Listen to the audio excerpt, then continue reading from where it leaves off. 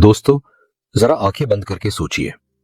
एक ऐसा दौर जब जिंदगी बहुत ही सादा थी, लेकिन दिलों में खुशी का खजाना भरा रहता था। वो वक्त था 80 का दशक। आज से 4 दशक पहले का भारत, जहां पैसों की कमी थी मगर रिश्तों और अपनापन की दौलत सबसे बड़ी पूंजी हुआ करती थी। उस समय का हर दिन अलग ही चमक लिए होता था। गांवों में जीवन बेहद सरल था। ज्यादातर लोग खेती बाड़ी करते थे। घर मिट्टी और खपरेल के होते, मगर उन दीवारों में अपनों का प्यार और अपनापन गहराई से बसा रहता था। सवेरे सूरज की रोशनी दीवारों की दरारों से होकर अंदर आती और पूरा आंगन सुनहरा कर देती। बाजारों में छोटी सी दुकान भी बड़ी चीज मानी जाती थी। बिजली मिलना किसी त्योहार जैसा अवसर होता था। गांव के चौक पर अगर एक बल्ब जल जाता तो लोगों की आंखों में उम्मीद की चमक दिखाई देती। कच्ची सड़कों पर बैलगाड़ी और साइकिलें ही सबसे भरोसेमंद साथी थे। बारिश में कीचड़ जरूर परेशानी लाता, लेकिन उस असुविधा पर भी लोग हंसते खेलते दिन गुजार लेते थे। शहरों में भी सादगी का ही राज था। सुबह सुबह दूध वाला घंटी बजाकर ताजा दूध थमा जाता। अखबार हाथ में लेकर गली गली से बुजुर्गों की चर्चा सुनाई देती। गाड़ियां बहुत कम घरों में होती।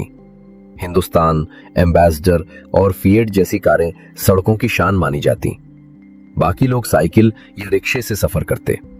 हैंडपंप से पानी भरना रोज का काम था और मोहल्ले के बच्चे खेल खेल में ही ये जिम्मेदारी निभा लेते। उस दौर की सबसे खूबसूरत बात यह थी कि मेहनत का हर काम इज्जत पाता था। चाहे कोई सब्जी बेच रहा हो, सिलाई कर रहा हो या तांगा चला रहा हो, हर काम को मेहनत की रोटी का साधन माना जाता था, ना कि दर्जे का पैमाना। कमाई बेहद कम थी। एक परिवार महीने भर में बस 100-200 रुपए में गुजारा कर लेता था। महंगाई लोगों को परेशान तो करती, लेकिन संतोष उन्हें मजबूत बनाए रखता। सोना, चांदी और पेट्रोल, सबकी कीमतें धीरे धीरे ऊपर जा रही थी, मगर लोग आज की तरह परेशान नहीं थे, क्योंकि उनके लिए असली दौलत परिवार का सुख और अपनेपन का साथ था। फिल्में लोगों के लिए किसी त्योहार से कम नहीं थीं। उस दौर की अभिनेत्रियां बिना ज्यादा मेकअप के भी दर्शकों के दिलों की रानी बनी रहती।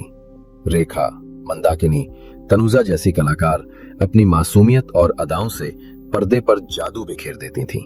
अमिताभ बच्चन, धर्मेंद्र और जितेंद्र जैसे अभिनेता हर घर के हीरो बन चुके थे।